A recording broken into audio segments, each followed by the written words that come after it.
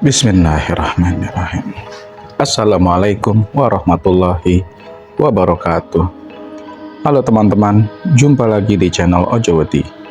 Terima kasih kepada teman-teman yang telah mendengarkan dan telah mensupport channel ini, agar channel ini makin berkembang dan bisa diterima oleh halayak yang lebih ramai. Seperti biasa teman-teman, jika sudah siap, selamat mendengarkan. Setelah aku tiba di rumah, aku pun langsung mengambil gambar yang telah aku bawa dari sekolah itu. Sekilas gambar itu tampak menyeramkan menurutku, dan juga penuh dengan teka-teki di dalamnya. Mengapa tidak? Yang aku lihat pada gambar itu adalah sebuah rumah di tepian sungai, dan ada sebuah jembatan roboh yang menghubungkan antara jalanan ke rumah tersebut. Suasananya pun dibuat pada malam hari, tampak bintang dan bulan yang menghiasi langit itu. Lalu ada seorang anak yang sedang berdiri di seberang jalan dekat dengan jembatan roboh itu, sembari melihat ke arah rumah tersebut. Seakan dia ingin pergi untuk ke rumah itu. Dan aku juga melihat di sisi tepian sungai itu, ada sebuah kayu yang ukurannya tidak terlalu besar. Aku memikirkan dengan keras apa yang sedang Khalil beritahukan kepadaku. Rumah siapa itu? Mengapa ada jembatan yang roboh? Dan yang paling membuatku ganjal adalah anak itu. Siapa yang Khalil maksud dengan anak itu pada gambarnya? Seharian aku memikirkan teka-teki itu dengan amat keras. Tapi hasil yang aku dapatkan nihil. Tidak satu pun di antara teka-teki itu terjawab olehku. Aku pun sempat putus asa dibuatnya, dan yang jauh lebih penting lagi adalah bagaimana dengan keadaan Khalil di sana? Apakah dia baik-baik saja? Atau dia sedang dalam bahaya? Dan di mana dia sekarang? Risauku pada saat itu. Tak kusangka, hari yang senja sudah berubah menjadi gelap gulita dan terdengar mamaku yang memanggilku untuk mengajakku makan malam. Aku pun memutuskan untuk menjawab panggilan itu dan mengesampingkan teka-teki yang membuat kepalaku pusing 7 keliling ini. Lagi pula perutku juga sudah sangat lapar karenanya. Setelah makan malam selesai, aku santap. Aku pun kembali ke kamarku untuk menyelesaikan teka-teki ini. Hingga jarum jam menunjukkan angka 10, aku menyerah, gumamku pada saat itu. Benar-benar teka-teki yang sulit bagiku. Apa yang sebenarnya ingin Khalil beritahukan kepadaku, dan mengapa harus teka-teki? Seharusnya dia tahu aku paling bodoh dalam menyelesaikan teka-teki. Apalagi memikirkan sesuatu perkara yang sama sekali aku tidak mengerti. Dengan keputusasaan itu, aku pun menutup lembaran kertas ini dan memasukkannya kembali ke dalam ranselku. Dan kantuk pun mulai menyelimuti tubuhku. Malam itu, aku berbaring seperti malam-malam biasanya. Dan terkadang masih terdengar langkah-langkah kaki yang berlari-lari kecil itu, lengkap dengan gesekan antara wajan dengan spatulanya. Sudah beberapa bulan ini aku selalu mendengar suara-suara aneh itu, dan sepertinya aku sudah mulai terbiasa dengannya. Aku pun sudah mulai tidak penasaran lagi dan memilih untuk tidak melihat bayangan-bayangan itu lewat ventilasi pintu tersebut. Mungkin kalau aku mengabaikan mereka, mereka akan berhenti juga dengan sendirinya, pikirku dalam hati. Dan aku pun mencoba untuk rileks dan memejamkan mataku ini. Sungguh lelah hari ini. Semakin lelahnya, mereka pun terabaikan olehku. Mungkin aku tertolong oleh teka-teki ini yang membuatku sedikit tidak peduli dengan kehadiran mereka. Paginya aku pun pergi ke sekolah, seperti biasanya. Dan hari ini pun aku masih berharap bahwa Khalil sudah sembuh dari sakit yang dideritanya itu. Tapi sayangnya harapan hanyalah sekedar harap. Hari ini pun Khalil belum menampakkan batang hidungnya di sekolah ini. Padahal aku ingin menanyakan maksud dari gambar-gambarnya tersebut. Pernah terpintas di benakku, apa jadinya jika aku memberitahukan teka-teki ini kepada si Iki? Iki merupakan anak kelasku yang cukup dekat juga dengan Khalil dan dia pun terkenal di sekolah ini sebagai pemecah teka-teki terbaik. Karena dia sering sekali memecahkan teka-teki kuis-kuis soal yang diberikan oleh guru. Mungkin dia juga bisa memecahkan teka-teki gambar yang menyeramkan ini. Tapi aku urungkan niatku untuk itu. Karena aku tidak tahu bahaya apa yang akan menghampiri Iki jika sampai dia tahu mengenai gambar-gambar menyeramkan ini. Terpaksa harus aku yang memecahkannya sendiri, karena mungkin ada sebuah jawaban yang bisa aku temukan pada gambar ini. Hari-hari pun berlalu. Usaha kerasku, pikiran tajamku pun nampaknya tidak ada hasil. Atau mungkin hanya aku saja yang terlalu bodoh dalam menyelesaikan teka-teki itu, yang membuat setiap malam-malamku menjadi terasa melelahkan karenanya. Perang pikiran ini ternyata sangat melelahkan ketimbang berurusan dengan para hantu itu. Yang akibatnya aku pun mulai terbiasa dengan suara-suara aneh itu karena tubuhku ini telah lelah pada sorenya untuk memikirkan gambar-gambar aneh ini. Dan pada saat itu juga, Khalil belum ada kabar beritanya. Bahkan guru pun sepertinya sudah melupakan Khalil. Karena setiap guruku membacakan daftar kehadiran siswa, namanya Khalil selalu dilampauinya. Aku sudah lelah dengan teka-teki ini. Aku menyerah. Itulah keputusan yang aku buat pada saat itu. Daripada menyiksa pikiranku lebih lama lagi, sebaiknya aku hentikan saja. Karena memang aku bukanlah tipe pemikir. Tugas-tugas sekolahku saja sudah membuat kepalaku cukup pusing. Apalagi teka-teki ini. Aku sudah muak. Minggu pun telah tiba. Paginya aku memutuskan untuk mencari tahu sebenarnya tentang siapa yang mengetok-ngetok pintu itu pada hari-hari sebelumnya. Karena aku masih penasaran semenjak ketukan itu dan tentang surat dari Khalil itu, aku belum sempat untuk mengecek siapa yang ada di balik pintu itu. Tapi jika Bang Ewo, pastilah mamaku akan terheran-heran kembali karena sambalnya yang hilang satu persatu. Tapi beberapa hari kemarin, sepertinya mamaku tidak terlihat mengeluh sedikit pun. Apa Bang Ewo puasa ya? Atau mungkin karena takut dimarahi lagi? Atau malah bawa makanannya sendiri ya dari rumahnya? Pikirku pada saat itu. Entah kenapa aku merasa tidak terlalu takut lagi untuk menjelajahi ruang belakangan itu. Mungkin karena beberapa hari ini aku mengerjakan teka-teki Khalil itu, ya, seakan melupakanku mengenai hal-hal yang menyeramkan di rumah ini. Hantu yang biasa menakutiku pada malam-malam biasanya saja, aku abaikan karena lelahnya. Aku pun bergegas menuju ruangan dapur yang ada di paling belakang. Dan dengan jantung yang sedikit deg-degan, aku pun perlahan membuka pintu itu. Ya, pintu yang menghubungkan awal dari semua masalah di rumah ini. Aku pun menuju ruangan dapur yang ada di paling belakang. Dan dengan jantung yang sedikit deg-degan, aku pun perlahan membuka pintu itu. Ya, pintu yang menghubungkan awal dari semua masalah di rumah ini.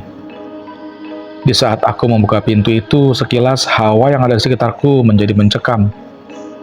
Bulu kuduku perlahan berdiri dan langkahku kian memberat. Ketika aku telah berada di ruangan tersebut, aku pun melihat tepat di depanku sebuah pohon yang dipagari sekelilingnya.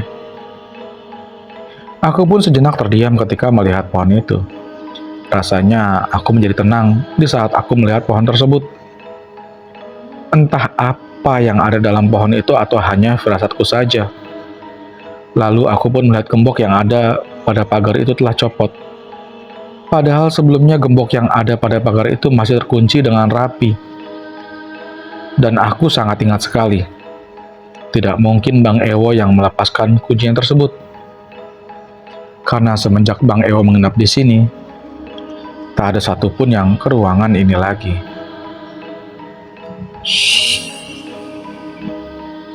Tiba-tiba ada hembusan angin yang tidak terlalu kuat, namun cepat melewati telingaku. Seketika aku pun terkejut dan langsung berlari ke ruang dapur. Apaan tadi itu? Tanyaku dalam hati. Telingaku langsung berdiri pada saat itu. Rasanya seperti dihembus oleh seseorang. Sebenarnya tidak ada hal aneh yang ada pada pohon itu. Hanya saja perasaan yang sedikit berbeda ketika aku melihat pohon itu. Perasaan yang tenang, hampa dan dingin. Ya, rasanya di ruangan itu lebih sedikit dingin daripada suhu yang ada dalam sini. Padahal tidak ada AC di sana dan lagi atapnya pun terbuka. Aku pun memutuskan untuk mengunci kembali dengan gembok pintu belakang itu, agar tidak ada maling yang masuk ke dalam rumah ini.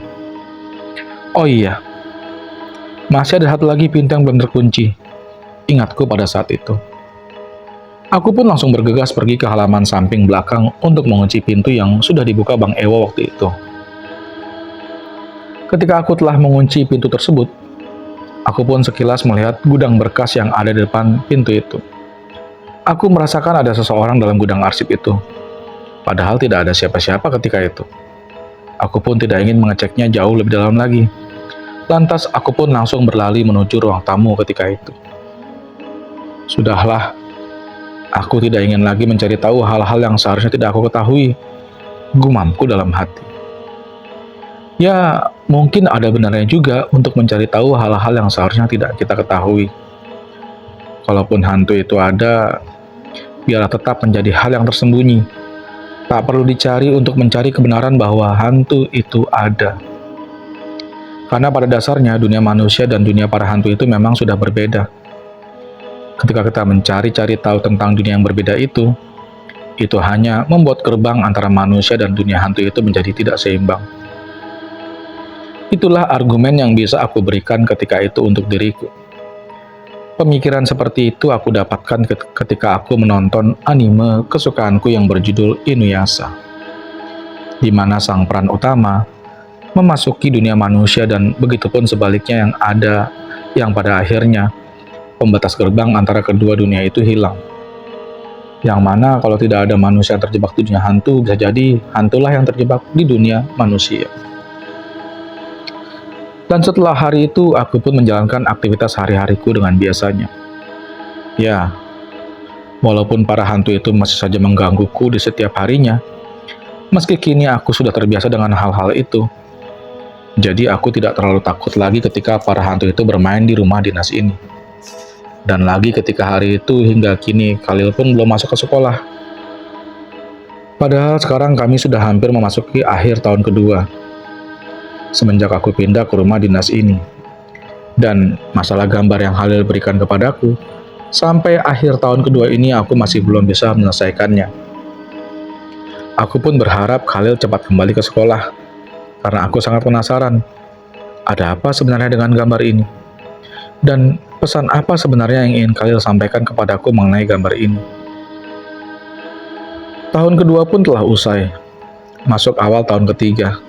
Kami pun saat ini sudah memasuki kelas 5. Tapi aku tidak tahu apakah Khalil juga naik kelas pada saat itu karena dari wali kelas pun tidak ada keterangan yang menyatakan bahwa Khalil sudah tidak bersekolah lagi ataupun Khalil tinggal kelas. Bang, sudah kelas 5 kan sekarang? Sahut papaku ketika aku sedang asik bermain game di kamarku. Iya, Pak. Emang kenapa? Jawabku. Udah waktunya untuk dihitan nih. Mendengar perkataan papaku itu, aku pun sejenak berhenti dari aktivitas bermain gameku. Hah? Jawabku terkejut. Maklum, pada saat itu aku sangat takut mendengar yang namanya khitan. Bagiku itu hal-hal yang paling menakutkan di hidupku ini. Aku belum siap untuk itu. Udah kelas 5 ini, harus wajib dikitan bang, jelas papaku. Aku pun langsung menolaknya dan mengatakan bahwa aku belum siap.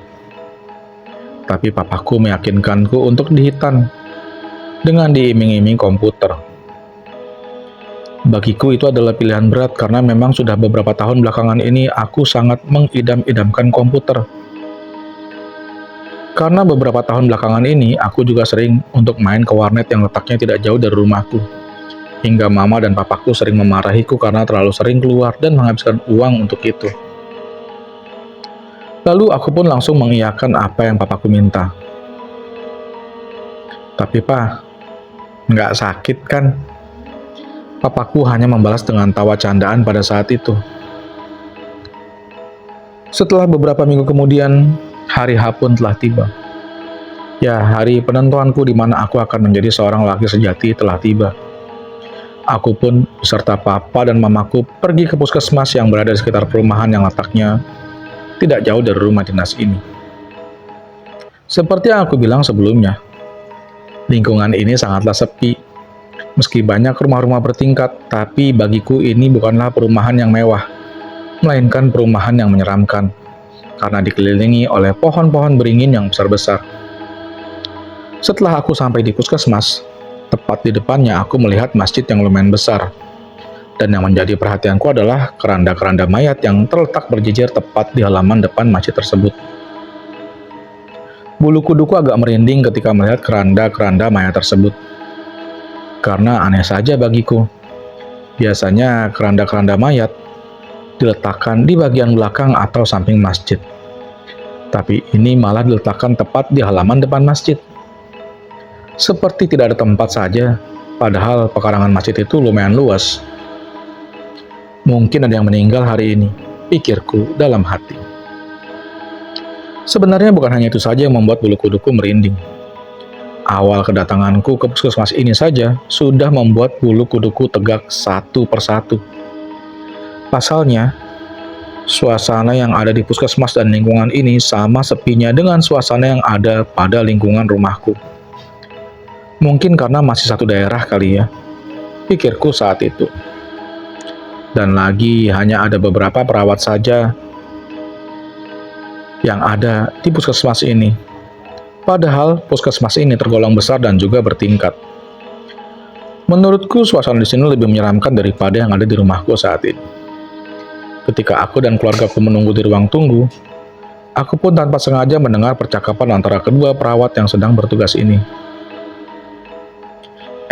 Sis, 2 hari yang lalu aku kan shift malam sama si Yusuf. Tahu nggak? Kami di lantai atas kemarin melihat bayangan orang yang lagi lari-lari. Padahal di lantai atas kan nggak ada orang. Cerita salah satu perawat sambil berbisik kepada temannya. Emang kamu nggak tahu ya? Kalau di lantai atas itu terkenal angkernya. Makanya dikosongkan kalau malam hari. Mendengar hal itu pikiranku kembali melayang-layang. Dan ketika itu juga nomor 7. Silakan masuk ke ruangan yang berada di lantai 2. Nomorku pun dipanggil. Dan ternyata ruangan itu berada di lantai atas, yang baru saja diceritakan oleh perawat-perawat itu. Seketika, moodku pun berubah. Keteganganku pun bertambah. Dan yang lebih parahnya, badanku mendadak dingin pada saat itu. Aku pun menaiki tangga menuju lantai 2 dengan ditemani oleh papa dan mamaku saja. Sedangkan adikku saat itu masih menunggu di bawah. Mungkin sepertinya dia takut untuk melihatku hitanan pada waktu itu. Lorong demi lorong pun kami lewati dan memang di lantai 2 ini sangatlah sepi. Meski ada beberapa ruangan yang terlihat. Namun ruangan-ruangan tersebut sepertinya sudah tidak terpakai lagi. Karena dalam ruangan itu tidak ada satupun perawat atau dokter yang bertugas. Kok lantai 2-nya sepi ya? Kayak nggak ada orang, tanyaku pada waktu itu. Lalu papaku pun menjawab, mungkin dokternya belum datang. Aku berpikir, masa iya jam segini dokter masih belum datang? Memang jadwal kerja dokter itu jam berapa ya? Pikirku dalam hati. Lalu aku pun sampai ke ruangan nomor 7. Meski nomornya adalah nomor 7, tapi posisi ruangan tersebut berada di sudut paling ujung. Ini dengan saudara rival? Tanya salah satu dokter yang telah menungguku di depan pintu ruangan tersebut. Iya dok, jawabku yang sedikit tersipu malu. Bagaimana tidak? Ternyata dokternya masih muda ketika itu. Walau begitu, keteganganku masih belum hilang karena ini adalah hari yang sangat-sangat penting sekaligus menegangkan bagiku. Mengapa tidak? Begitu banyak pikiran-pikiran negatif yang mengelilingiku saat itu. Bagaimana jika nanti kemaluanku copot? Atau dokternya salah potong? Sakit nggak ya? Aduh, pasti sakit banget. Rasanya aku ingin sekali kabur pada saat itu, namun aku masih ingat akan apa yang papaku bilang. Bang, kalau udah selesai kitanan, nanti papa belikan komputer. Ya, di samping itu perkataan papaku selalu terngiang-ngiang di kepalaku, sehingga menahanku untuk kabur dari ruangan itu. Silakan dek, tidur terlentang di sana ya. Dan untuk bapak ibunya silakan mendampingi. Lalu aku pun menuju tempat tidur yang telah disiapkan oleh dokter itu. Sedangkan papa dan mamaku duduk di bangku yang berada di samping tempat tidurku.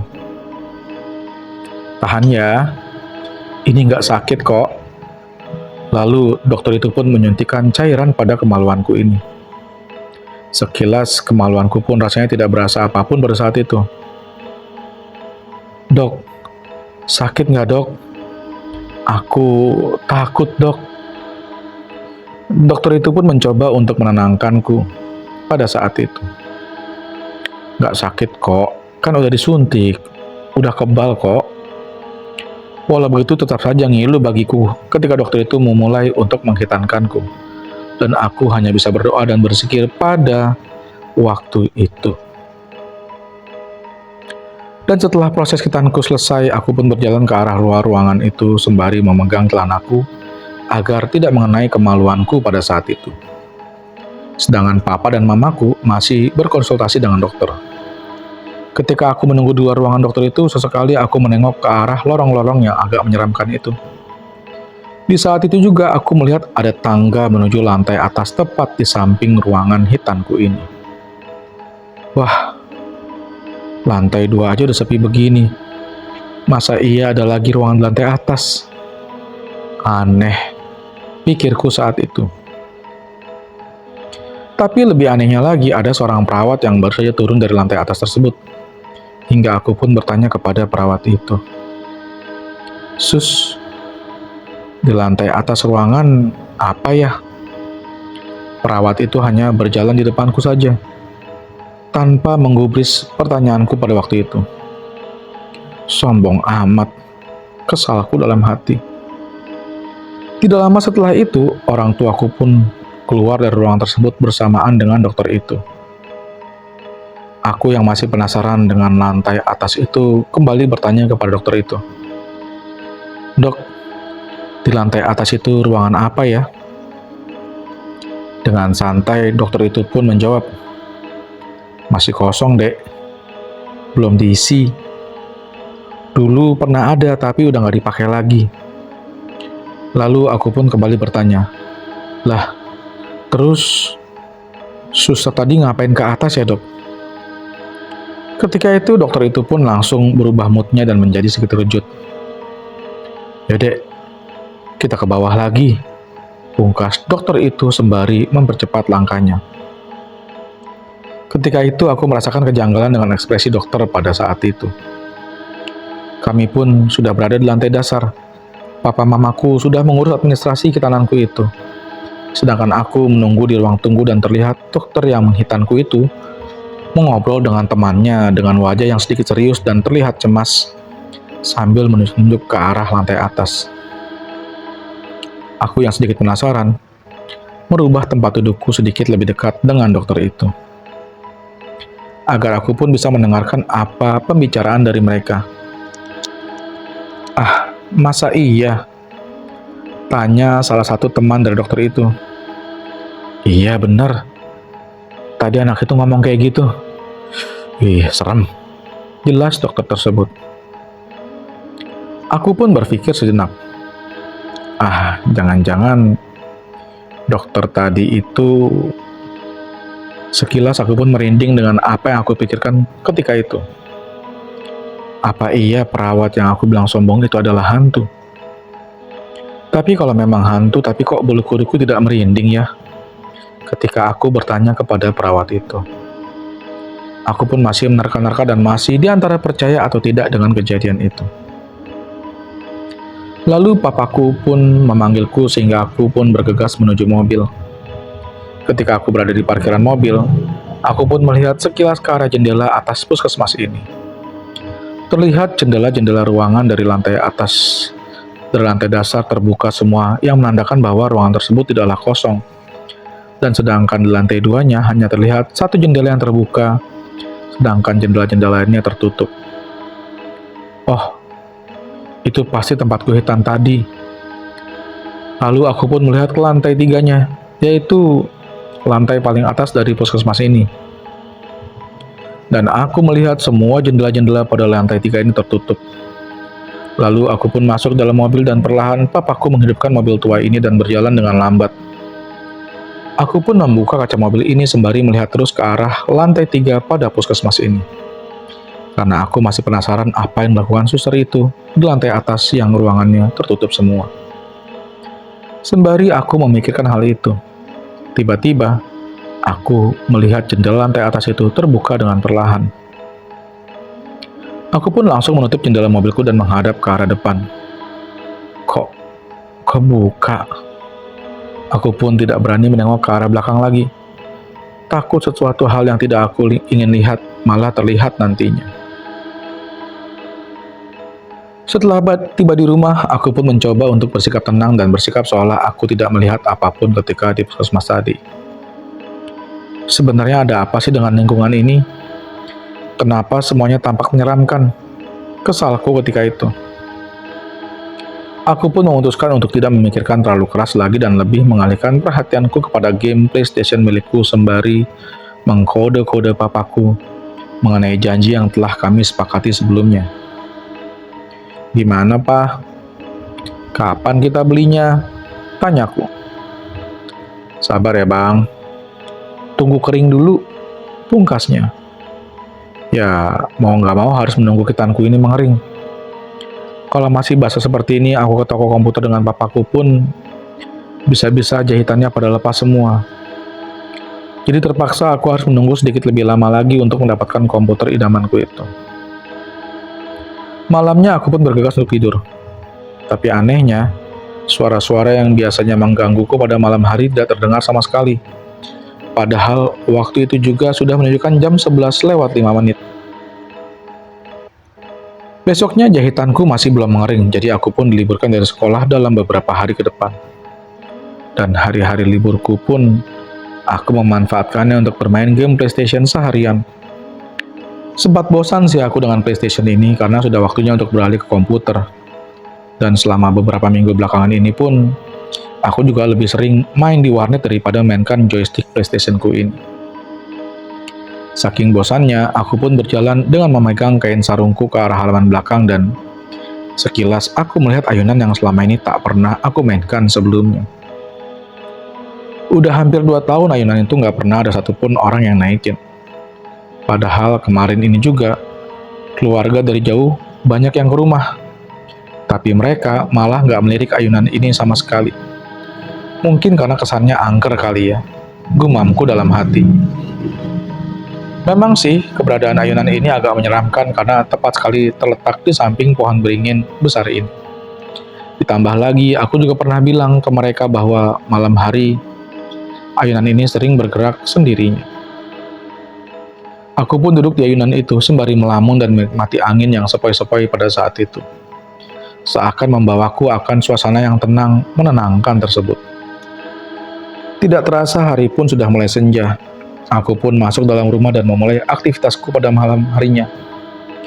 Namun pada tengah malam ketika aku sudah terlelap untuk tidur, tiba-tiba suhu badanku naik drastis hingga aku pun mengigau dan membangunkan kedua orang tuaku yang sudah terlelap itu. Bang, Abang, Abang, panggil papaku sembari membangunkanku pada waktu itu. Mah, ini si Abang panasnya tinggi. Coba ambilkan air, kompres kepalanya, suruh papaku.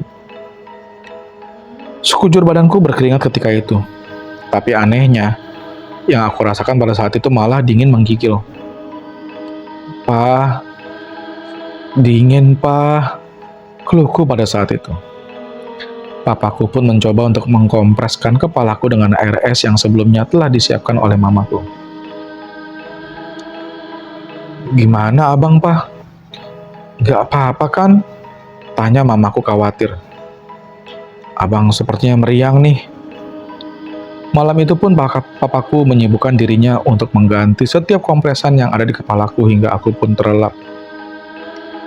Pada pagi harinya, suhu badanku kembali normal, walau kepalaku agak pusing ketika itu. Rasanya semalam suhu badan gak tanggung-tanggung tingginya. Sekarang malah gak panas sama sekali, ucapku pada waktu itu. Padahal papaku telah berencana membawaku ke puskesmas untuk memeriksa kesehatanku tersebut. "Mungkin karena hitanan kali bang, makanya sakit," ucap papaku pada waktu itu. Aku yang tidak tahu apapun hanya mengangguk saja ketika itu. "Tapi untunglah nggak jadi ke puskesmas," ucapku lega. Siangnya, aku kembali ke aktivitas biasaku, yaitu memainkan PlayStation-ku yang sudah mulai membosankan itu. Dan ketika aku sedang memainkan PlayStation itu, tiba-tiba aku mendengar langkah kaki berjalan di sampingku dengan memakai pakaian putih panjang.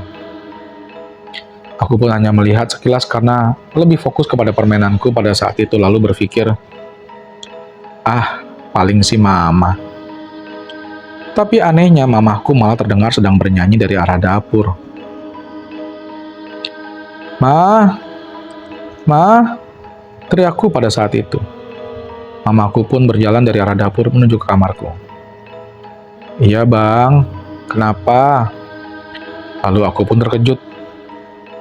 "Bukannya mama tadi yang barusan ke kamar mandi samping?" tanyaku.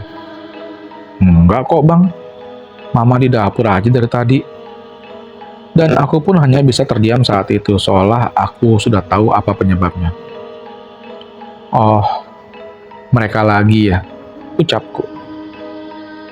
Tidak lama setelah kejadian itu, entah apa yang membuat diriku lupa pada saat itu. Tiba-tiba, tanganku tidak sengaja menyenggol kemaluanku yang masih basah itu dan sontak aku pun berteriak menangis. Ma, jahitannya lepas."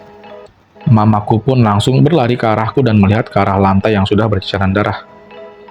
Melihat hal itu, mamaku pun langsung menelpon papaku dan segera membawaku ke puskesmas. Tempat di mana aku melihat sosok perawat yang mungkin sudah menungguku di lantai atas. Sedangkan aku sibuk, diam terpaku melihat darah yang begitu banyaknya bercucuran dari kemaluanku. Setibanya aku di puskesmas, aku langsung dibawa oleh papaku menuju lantai 2, tempat di mana aku hitanan pada waktu itu. "Assalamualaikum dok, ini rival jahitannya lepas dok," ucap papaku sambil membuka pintu ruangan itu. "Oh iya pak, silakan bawa anaknya ke tempat tidur ya pak," jawab dokter tersebut sembari mempersiapkan alat-alat untuk menangani jahitanku yang lepas. "Aduh dek, ini kenapa kok bisa lepas begini?" tanya dokter itu. "Gak tahu dok, gak sengaja kesambar sama tangan waktu lagi main game." Aku pun hanya bisa menutup mataku ketika dokter itu memulai operasinya untuk menjahit jahitanku yang lepas. "Lain kali hati-hati ya dek, jangan sampai lepas lagi. Untung ini cepat dibawa." Aku pun hanya mengangguk-anggukan kepalaku ketika itu. Setelah itu aku pun pergi keluar ruangan dokter itu, sedangkan papaku masih dalam untuk konsultasi lebih lanjut dengan dokter tersebut. Ketika aku berada di luar, aku pun teringat akan kejadian waktu itu. Suster sombong yang menutup jendela pada lantai atas, padahal di lantai tersebut tidak ada siapapun. Sekilas aku pun melihat tangga yang menghubungkan ke lantai 3 itu. Begitu mencekam karena entah mengapa, tangga menuju lantai atas itu terlihat sangat gelap, padahal matahari masih menunjukkan sinarnya ketika itu. Aku pun melamun, seakan-akan ada seseorang yang berjalan dengan sangat pelan berjalan di lantai atas itu menuju lantai 2. Namun, Ketika sedang asiknya aku melamun, tiba-tiba papaku pun memanggil, "Bang, yuk pulang yuk." Aku pun sedikit terkejut ketika papaku menyenggol pundakku pada saat itu. "Iya, Pak," jawabku. Dan kami pun menuju lantai bawah. Dan seperti biasa, aku menunggu di ruang tunggu sembari papaku mengurus administrasinya. Lalu tidak lama setelah itu, aku melihat dokter yang menjahit jahitanku tadi. "Dok, aku mau tanya dok," sahutku ketika itu. Dari kecil rasa penasaranku memang sudah sangat tinggi. Sesuatu hal apapun yang membuatku penasaran, pasti akan aku tanyakan langsung pada saat itu juga. "Iya dek, ada apa?" "Masih sakit jahitannya," jawab dokter itu. "Enggak kok dok, cuma penasaran aja dok sama lantai 3 itu." Dokter itu pun menjawab, "Oh, emangnya kenapa dek dengan lantai 3 itu?" Aku pun menjelaskan apa yang aku lihat pada waktu lalu. "Oh gitu ya, sebenarnya nggak ada apa-apa dek dengan lantai atas itu. Yang membuatnya menjadi angker bukanlah puskesmas ini, melainkan tanah inilah yang membuat puskesmas ini menjadi angker. Karena dulunya tanah yang ada di perumahan ini kan bekas kuburan massal. Ya pada waktu zaman penjajahan dulu," jelas dokter tersebut. Setelah dokter itu menjelaskannya sedikit kepadaku, dokter itu lalu pamit untuk mengurus pasien yang sedang menunggunya di lantai atas. Setelah itu, aku pun kembali ke mobil sembari memikirkan apa yang telah dokter itu ceritakan kepadaku. Jika yang dikatakan dokter itu benar, berarti rumah yang aku tempati sekarang juga termasuk dong, tanyaku dalam hati. Seketika suasana yang ada dalam mobil pun berubah. Jalanan yang sepi ini, daun-daun rimbun yang ada di sepanjang jalan ini, udara yang dingin ini, perasaan-perasaan yang tidak enak ini, penampakan-penampakan yang aku lihat di rumah dinas selama ini, sudah terjawab semuanya. Mereka ada bukan tanpa sebab, namun mereka ada karena kitalah penyebabnya. Ya, luka dari masa lalu, dendam dari masa lalu, serta kebencian dari masa lalu akan peristiwa-peristiwa yang mereka alami selama hidup mereka, karena ulah tangan manusia yang tamak akan kekuasaannya. Karena manusia yang haus akan nafsunya yang menyebabkan mereka ada dan mencoba untuk mengganggu bahkan menghakimi kita. Walau secara tidak langsung, bukan kita yang menyebabkan ketidakseimbangan itu, namun kita juga ikut terseret ke dalamnya karena kita masih mewakili dari rasa haus mereka akan manusia. Yang bisa kita lakukan sebagai manusia generasi yang lebih baik daripada yang terdahulunya adalah berdoa kepada Tuhan agar jiwa-jiwa yang tidak tenang ini kembali ke tempat yang seharusnya. Ya, termasuk jiwa-jiwa yang selalu menggangguku di rumah dinas ini. Jiwa anak-anak yang masih belum tahu apa-apa yang dibunuh ketika masa peperangan itu. Belum puas ya selama hidupnya bermain, makanya mencoba untuk bermain denganku saat ini. Semoga kebencian dan kesedihanmu cepat berakhir ya, agar kamu semua bisa kembali ke tempat asalnya, ke tempat yang seharusnya kalian berada. Beberapa bulan kemudian, tidak terasa kini aku telah berada di puncak semester akhir ini dan pada hari ini aku sedang mengikuti ujian akhir semester. Hari-hari aku jalani seperti biasanya. Kejadian-kejadian aneh yang ada pada rumah dinas itu mulai terlupakan dengan sendirinya. Meski aku masih berada di rumah dinas itu, namun perhatianku saat ini tertuju dengan sebuah komputer pemberian papaku atas keberhasilanku menjadi seorang lelaki sejati. Aku pun sudah banyak melakukan kegiatan di luar rumah kala itu, karena keseharianku saat ini bertambah dengan masuknya aku ke belajar tambahan yang diadakan di sekolah dan malamnya disambung kembali dengan belajar tambahan yang dilakukan di tempat les. Jadi setiba aku di rumah, perhatianku hanyalah ke tempat tidur, hingga tidak ada waktuku untuk memikirkan hal-hal di luar nalar itu kembali. Termasuk Khalil, yang sampai saat ini belum ada kabar darinya. Tapi aku sempat mendengar bahwa Khalil sudah agak baikan. Hanya saja dia belum boleh beraktivitas di luar rumah, karena dia harus banyak istirahat. Setidaknya itulah yang aku dengar dari anak-anak kelasku ketika mereka membicarakan mengenai dirinya.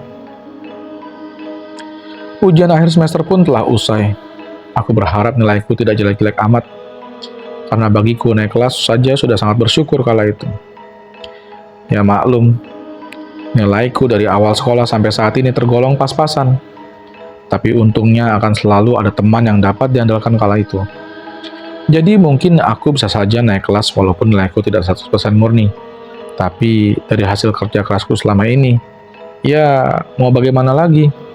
Walau aku sudah masuk ke kelas sana-sini, yang namanya otak ya tidak dapat dipaksakan.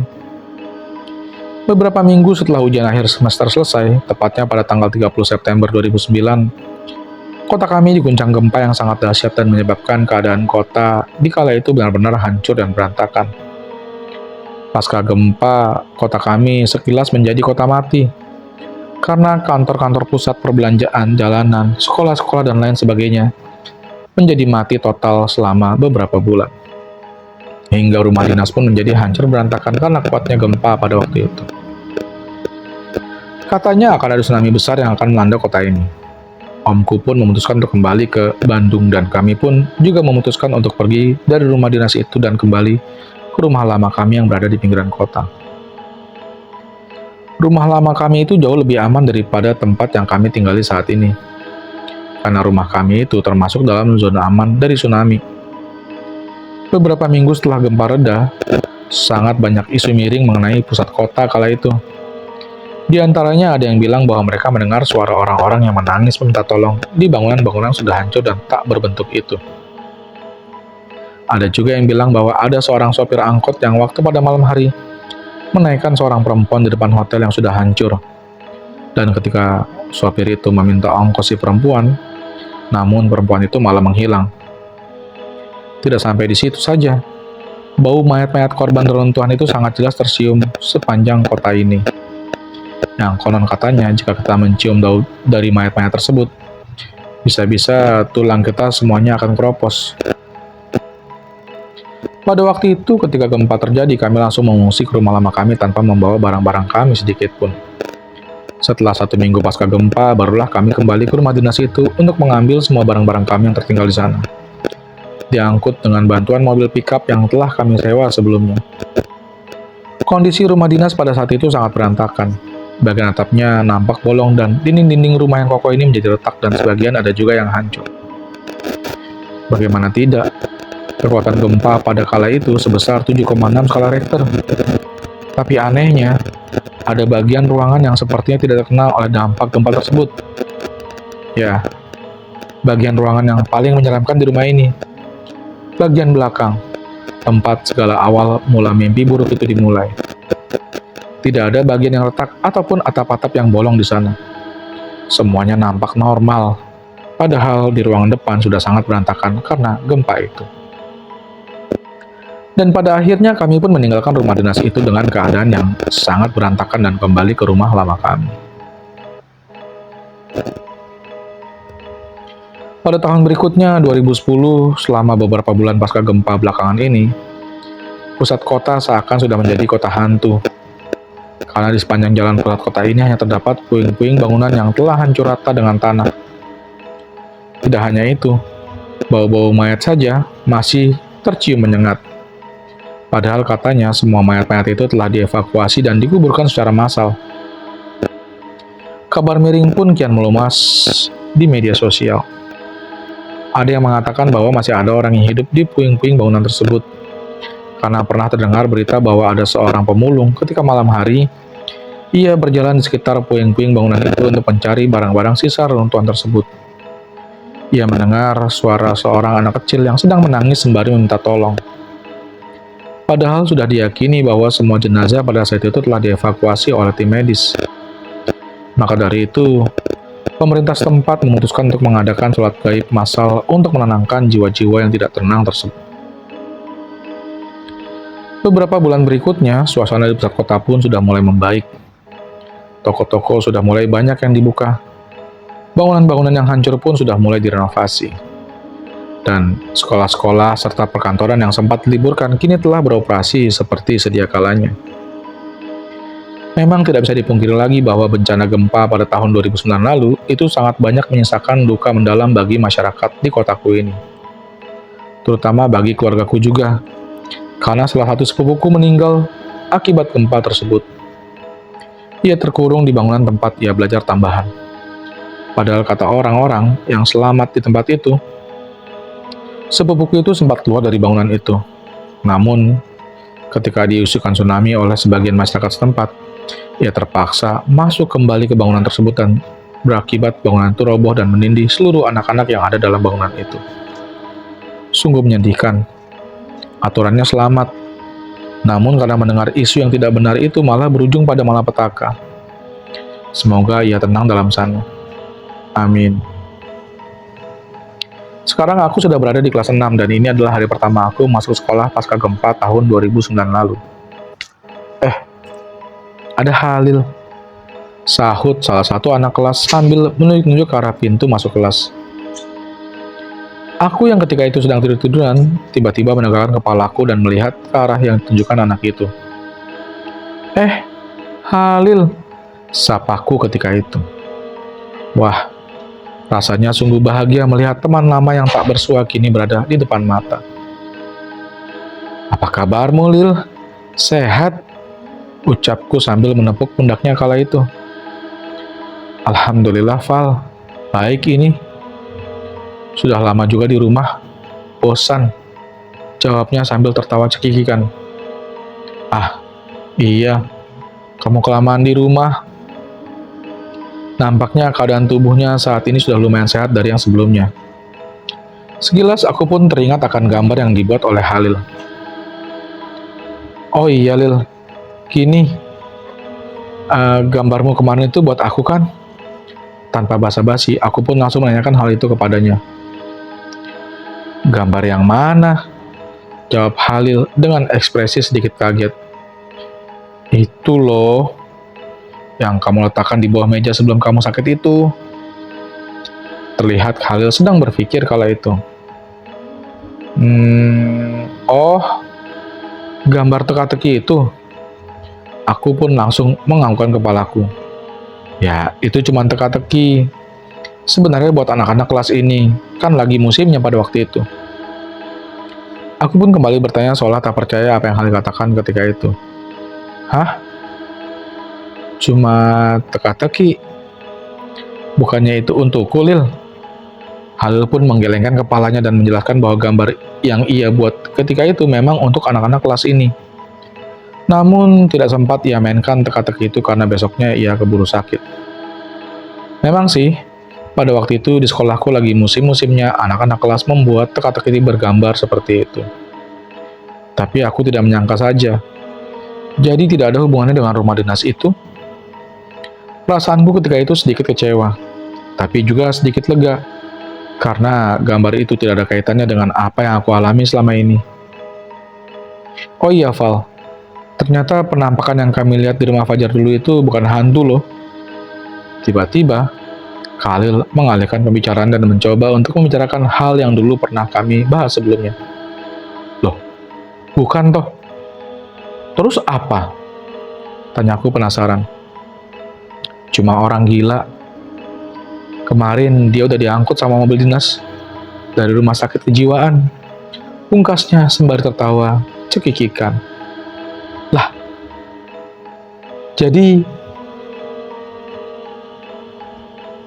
terima kasih teman-teman telah mendengarkan cerita-cerita di channel Ojewedi.